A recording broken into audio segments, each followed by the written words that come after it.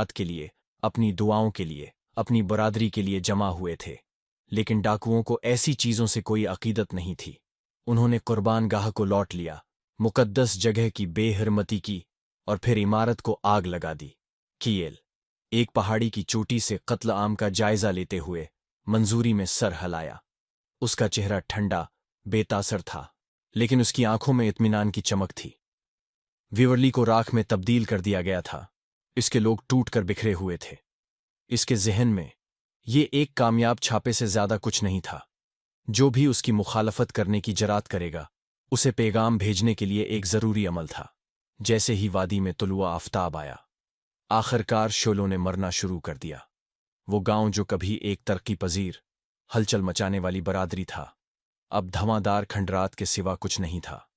चंद जिंदा बच जाने वाले, जो छिप गए थे या फिरार होने में कामयाब हो गए थे, साए से रेंगने लगे।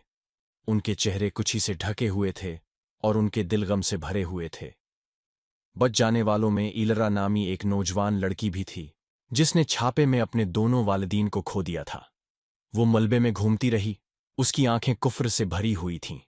वो अपने घर की तबाही को समझने से कासिर थी। वो खेत जो कभी फसलों से फल फूल रहे थे, अब बंजर थे। मशरिक के जंगलात, जहां उसके खानदान ने कभी जलाने की लकड़ी जमा की थी, खामोश खड़े थे, तमाम जिंदगी से महरूम थे। दरिया और कनवे जहरीले हो गए, मकानात मलबे में तब्दील हो गए। उसके बाद के महीनों में व्यूवली के बच जाने वालों ने आहिस्ता आहिस्ता दोबारा तामीर करना शुरू किया, लेकिन ये एक तवील और तकलीफदह अमल था। बहुत से देहातियों ने अपने घरों, अपने प्यारों और अपनी रोजी रोटी को खो दिया था। कुछ लोग नुकसान का बोझ बर्दाश्त करने से कासिर होकर मुकम्मल